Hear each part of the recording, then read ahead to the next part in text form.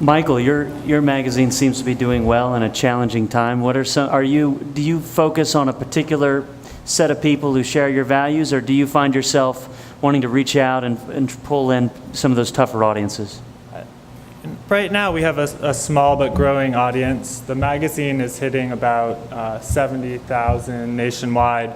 The website's getting about 500,000 uniques a month. Although our audience right now, I think, is largely comprised of this core group that shares these values, we want to be a mainstream media company. Our purpose is to really get this content out there to as many people as possible. And obviously there's some give and take there. We want the content to be strong, but we also want it to have that mass appeal, and we see that as one of our primary challenges. So does it become a challenge when you want to appeal to that group? Does it become a messaging challenge to where you don't dilute the authenticity and the sort of resonance of your core group? Yeah, I think that it's always a balancing act. Right now, though, for example, we have a project called the Good Sheet. It's 1 page of newsprint, folds up into about a CD-sized shape. We're distributing it in every company-owned Starbucks, 1 a week for the next 12 or 13 weeks through the election. We printed 20 million plus of them. And this was a bit of a debate internally for us. We saw Starbucks, and there was definitely some questions about authenticity, but we also saw a company that was trying to get better and better, and we saw an opportunity to reach a much larger audience. So we jumped at it, and again, it's this constant learning and one foot in front of the other, but we're definitely trying to go big. The changes that we need in the world right now aren't going to come from a select few, they're going to come from everybody. So that's our intent. Great. And Elizabeth, your book is going into the 18th printing, so you must have done something right. What is your approach? It sounds to me like, from what I'm talking to you, that you focus more on practicality and just appealing to just being a human and getting things done more efficiently. Would that be correct? Yeah, well, the Green Book for sure was, it's very accessible, it's very user-friendly, non-judgmental. It was set up to be for everybody. There's a way in for almost everybody. And the new content that I'm doing for Shift Your Habit is the same thing. It's it's meant to be very practical. That content, though, is more focused on saving money first, then time, then saving the planet, which I think, I started writing that in June, and that website will launch mid-October. So I think that the money saving being the lead on that, my timing's pretty good with that, so for sure. And I think that it shouldn't be complicated. I think that the biggest frustration for me and motivation when I wrote the Green Book was I was having such a hard way finding my way into the green movement, finding solutions for myself.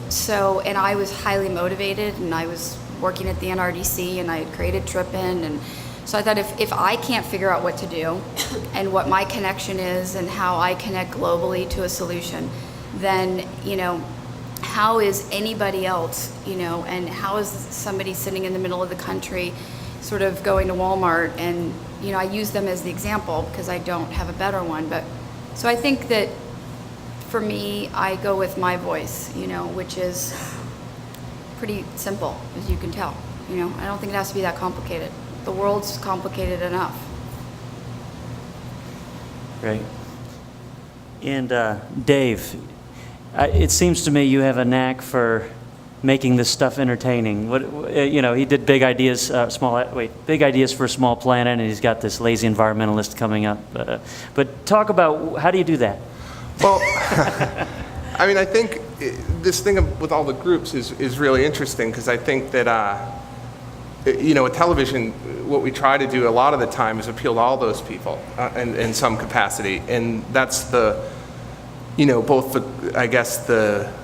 the curse and the great part about television is it has a wide audience, But I think that with that, it's about making everybody feel inspired or included. It's about creating a community. So, whether you drive a Prius because it makes you look cool in your neighborhood, or because you're trying to save some money on gas, or because you really believe in the green movement and it's just another way to express yourself, if we've gotten you through an entertaining program to do it, then we've succeeded in our kind of mission, So I think,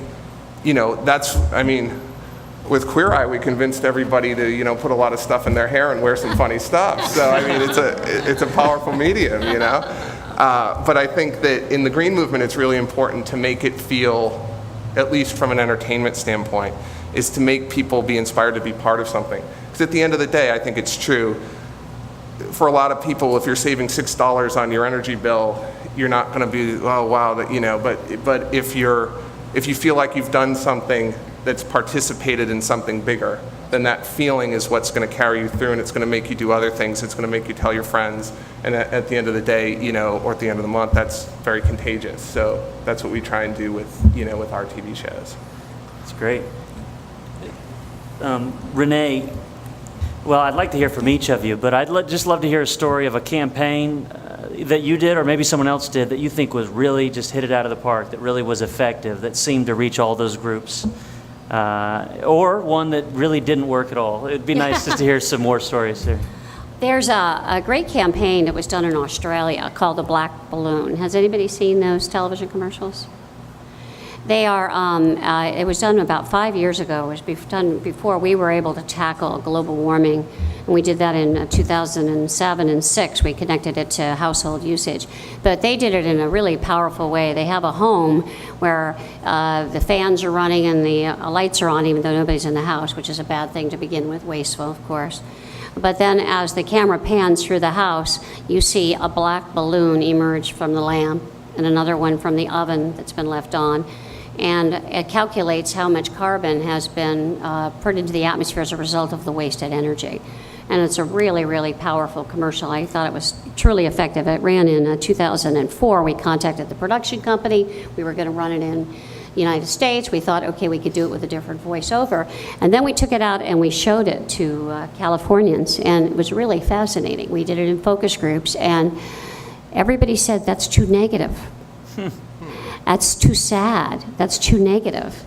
And it's like, well, it's real, that's what it's all about. Carbon being introduced into the environment. Unfortunately, some people were, also literal and thought the carbon was being emitted from the lamp. We had to explain it was from the power plant that was producing the electricity.